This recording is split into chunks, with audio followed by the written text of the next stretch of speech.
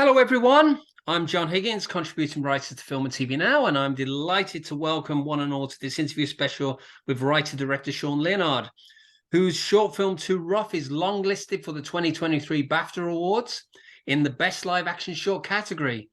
It's doing pretty well. It's already won the 2022 BIFA and BAFTA Scotland Awards in the same category, and has secured no fewer than 28 other awards on the awards circuit.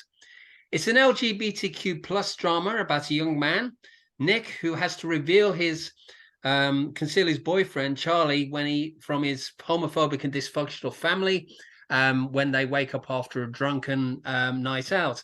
Sean, warm welcome to you. Thank you. Thanks for having me. Okay, so let's start off with really the background of the story. I mean, we understand it's based on events in your own life. So tell us how the short evolved into a dramatic context from your own experience. Yeah, so I had to sneak a boyfriend out once, and it's funny to look back on, but at the time there was a lot of strategy involved and a lot of moments which were just almost perfect for a film, where I asked him if he thought he could jump out the window and survive. And so that was I guess, the surface level premise structurally, but within that, I wanted to tell a story about a character that feels like some part of them is unlovable or wrong. And so while I started writing a story about someone hiding their boyfriend from their family, it ended up actually becoming about someone hiding their family from their boyfriend. And I think a lot of people know what it's like to have a background that they're not sure they want to share in a relationship. Mm-hmm. And let's talk a little bit about the visual style of the film, because it's very intimate. I mean, there's some quite strong moments, I mean, particularly between the relationship between Nick and his father. And I just wanted to know, how did you choreograph the camera work for this film? Did you have a specific visual style in mind? Yeah, I wanted it to be raw and handheld to begin with, because I wanted to throw people into quite a harsh reality. But by the end of the film, as the vein of compassion in the film between them expands, the film settles a bit and becomes more cinematic. So the handhelds become still, the sunsets, the contrast heightens, and the film, as what happens, I think, when you fall in love, you're creating a little film between you and that other person. So it almost, I'm so sorry, my WhatsApp is pinging, it's really annoying. Right, The film fine. elevates into cinema, I think, from reality. Mm-hmm. And tell us about your talented cast. I mean, some great performances in this movie. Tell us about how did you discover them, and tell us a bit about their backgrounds. Yeah, we worked with Simone Pereira Hintz, who's an amazing casting director, and she helped us find Rory, who plays Nick, Rory Mollica, who immediately had the perfect sort of haunted look in his eyes, and Joshua Griffin, who is from London. And I was very hesitant to go to London to find an actor, because I wanted to try and keep in Scotland, because I didn't really trust anyone outside of Scotland to do a good Scottish accent. However, I was proven wrong, because Joshua did a really good job, and they had two very different approaches. Rory was very, very instinctive, and Joshua was a lot more research based and intellectual about it, but that worked perfectly in terms of finding their chemistry and a difference in their characters. Mm-hmm. And where did you shoot, and for how long? We shot in Glasgow, and I think it was 3 or 4 days, but I'm not so sure. But it was during COVID, so everything became infinitely more difficult. Locations had to have really specific requirements. Everything was more expensive, and I I had to try and, yeah, navigate that as well, and make sacrifices. But everyone was just really happy to be able to work and to see other people at that time. Mm-hmm. And I understand it was funded by Screen Scotland and the BFI network. I mean, just tell us a bit about, this is a short film, and obviously the challenges that are inherent in creating any kind of short film, they're all financially is one thing. But I mean, how challenging was it to get them on board? Well, when I first pitched the film, it was a slightly different funding body. It was called Scottish Film Talent Network and run by a lot of old men, I think. And they didn't fund the film. They didn't like it. They didn't like my feature idea. They told me my story was cliched, even though it was autobiographical. And then I wanted to pitch a new film when the new funding body came along, but my producer Alfredo, he really believed in the short. He said, "No, let's try this one again. It's new people, a new process." And it was actually a lot of younger women, and they loved the story, and it was a delight actually to develop the story with them, and they have been really supportive ever since. And I think it's a really good time to be a filmmaker with a good idea in Scotland.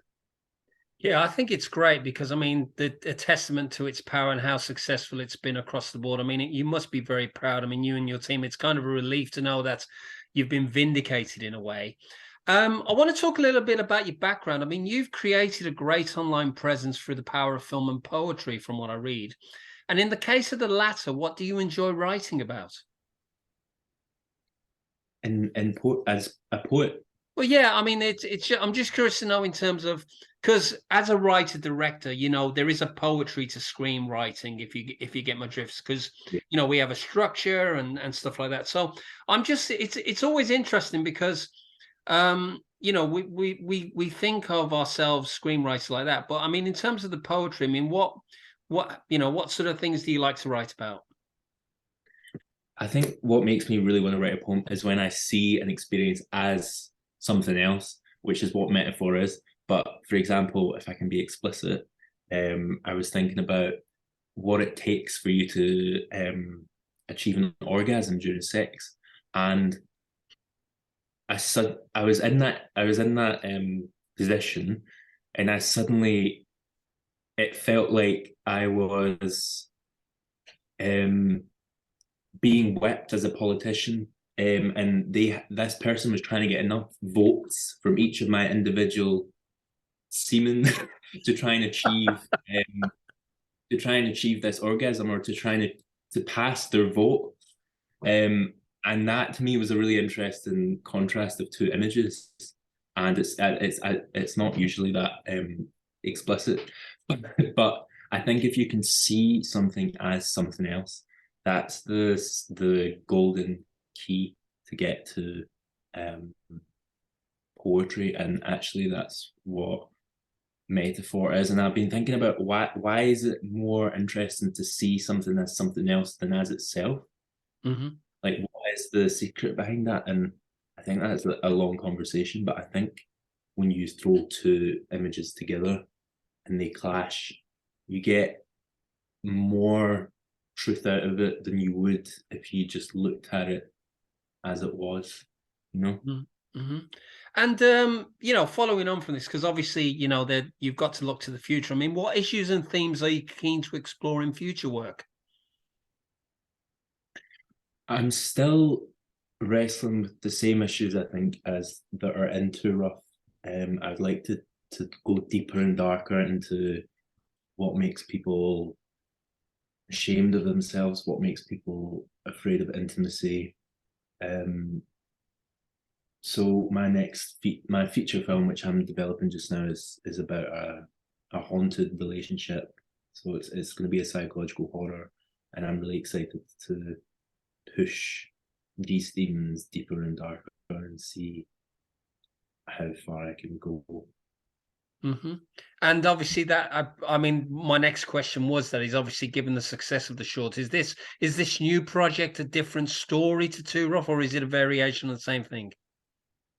No, it's a different world, it's a different story, but it does address a lot of the same themes of shame and intimacy, but just on a more cinematic and almost biblical level. That the film is going to be a lot bigger than this if it can get funded, which we're trying Okay.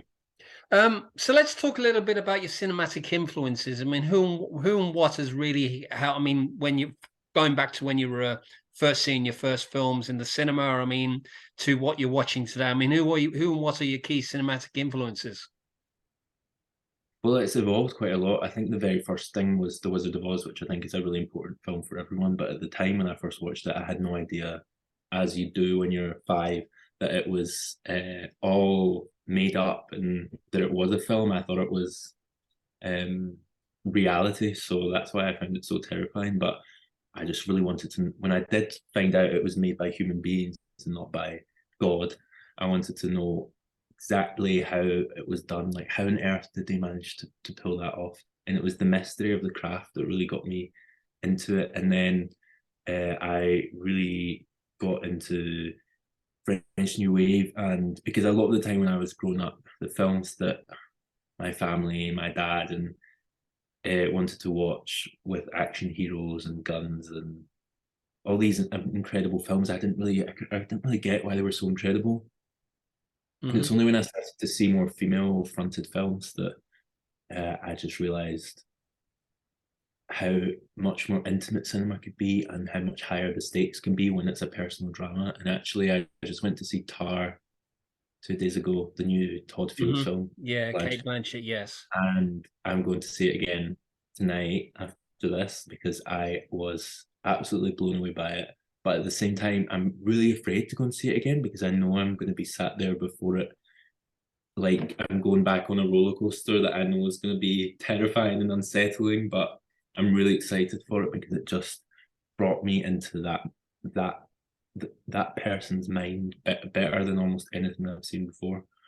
So, Okay. yeah, I think that covers. Okay, yeah, sure. So let's talk a little bit about Glasgow. I mean, how much of an influence and impact has the city had on your life overall? Well, I think my family are a very, very Glaswegian family, Catholic origins. Everyone's an alcoholic. So that those two forces of alcoholism and Catholicism, but also spirit and courage and strength and love have been very influential to me, obviously. And the city feels quite quiet these days, I think, and quite peaceful, which is lovely. And it's not like London, which I can't bear most of the time. Sorry. But it feels like it's given me the space and not too many distractions, which has let me really focus on the things I need to. Okay. I mean, I was going to ask you about how important faith is in your life, but I think you've answered my question there anyway. So I think I'll skip that one anyway. So let's talk. I mean, how have you changed since making this short? I mean, how have things become much easier since for you overall? Because obviously, because it was a very personal story, did it kind of change you? Are there things that you kind of have, what issues do you feel that you've managed to conquer? Well, before we brush over the faith question, I just want to make clear that I'm not actually a practicing Catholic, just in case anyone gets the wrong idea. Okay, no worries. That's fine. And I really detest a lot about organized religion. But yeah, sorry, to go on to that question, I think that it hasn't necessarily made me any less dysfunctional or crazy, but it has brought it is evidence to me that you can just make something beautiful out of any pain or any darkness, and that if you pursue that path, then you will be. It's glorious. Yeah, it's glorious to pursue art through pain. Okay. And we're going to wrap up now. I've got two final questions for you. I mean, how has the festival circuits helped your film? Well, immensely, because well, the more people that see it, it's for audiences. It's for people to see in the cinema, hopefully. So the more festivals, the better. It's been wonderful to win awards from festivals across the world and see that the film has a universal appeal. But also for me to be able to go and meet the people that watch it and meet the other directors who, some of them have been phenomenal. I mean, there's a film Vorshaw that screened at South by Southwest by Danny Abadir, which is now shortlisted for the Oscar, and it's one of the best short film, perhaps my favorite short film ever. And I'm so lucky to have met her and become her friend. So that's what festivals are great for, connecting people. Okay, and my final question, Sean. I mean, what are you most proud of about Too Rough overall? Uh, I'm proud of the image.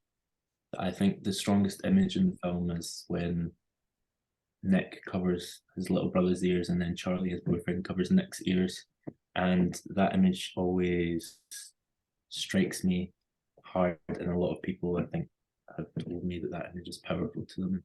Sometimes one image at the heart of something is the thing. It's like a piano chord that just like strikes them. And I think that is probably one of the truest moments in the film. Mm-hmm. Okay, well, Sean, thank you so much for your time and insights today. Congratulations again on Too Rough. Just a bit of a wrap up. Too Rough will be available soon on Blu-ray and DVD through Peccadillo Pictures, and it was recently screened in France via Canal Plus. Now, for more interviews like this, you can watch this and other interviews via my official YouTube channel, John Higgins Film Review. And if you want to see more news and reviews and some short films reviews that I've done, you can go to www.filmandtvnow.com, and you can also check out my new film resource website, which we launched in 2022, www.whatmovie.co.uk. So thank you again, Sean, and thanks very much for watching. Thank you.